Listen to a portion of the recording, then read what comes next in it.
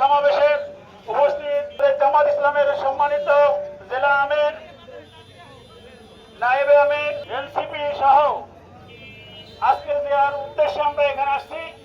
Doctor Mahmud Hasan Bakaul সাহেব এবং যারা আজকে এখানে আসছেন সবাইকে শুভেচ্ছা জানাচ্ছি। আমরা মনে করি 11 দলের ঐক্যজোট শুধু জামাত ইসলাম না, শুধু এনসিপি না, শুধু খেলাফত মজলিস না, প্রত্যেকটা মানুষের হৃদয়ের মার্কা।